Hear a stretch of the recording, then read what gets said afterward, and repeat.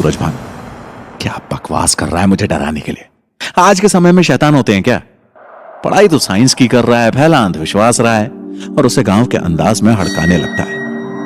शंकर उसकी बात का कुछ जवाब देता तभी दरवाजे पर आवाज होती है, सूरजभान दरवाजा खोलो। सूरजभान आगे बढ़कर दरवाजा खोल देता है। जी पिताजी। सत्यभान, कौन आया तुम्हारे कमरे में ऐसे आंधी की तरह? बाहर का दरवाजा भी पूरा हिलाकर रख दिया है, कहीं कोई गुंडा मवाली तो नहीं आ गया?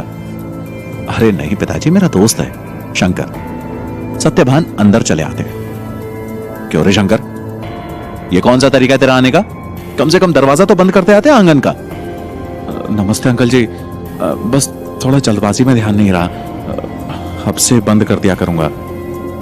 ठीक है, और तुझे इतना पसीना क्यों आ रहा है? पिताजी ये दौड़ता दौड़ता यहां आया ना, इसीलिए। और ये कहकर सत्यभान हौले से मुस्कुराता है। सत्यभान शंकर की तरफ देखते हैं। तो इतनी रात 11 बजे आने की क्या जरूरत थी? 9 बजे तक आ जाया करो। वैसे भी तुम्हारा घर गांव के दूसरे छोर पर है और तुम्हारे रास्ते में काफी जगह सुनसान पड़ती है। जी अंकल जी, आइंदा ध्यान रखूंगा।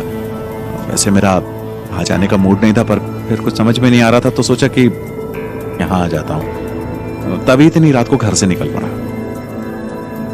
चलो कोई बात नहीं, तुम पढ़ाई करो, मैं भी चलता हूं। ये कहकर सत्यभान अपने कमरे की तरफ चले जाते हैं। शंकर का दिमाग अब थोड़ा सा रिलैक्स फील कर रहा था बातचीत करके, और वो उठकर टेबल के पास लगी चेयर में बैठ जाता है। सूरजभान दरवाजा बंद करता है, अपने दोस्त शंकर के बराबर में आकर बैठ जाता है। अच्छा अब पता क्या हुआ था? तो किसी शैतान की बात कर रहा था।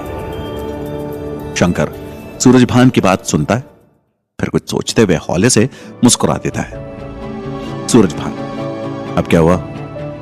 मुस्कुरा क्यों रहा है? शंकर, कुछ नहीं यार, मैं तो सिर्फ मजाक कर रहा था। मुझे लगा तुझे डराना चाहिए, पर तू तो बिल्कुल भी नहीं डरा, खाली बकवास कर रहा था। मैं जानता था।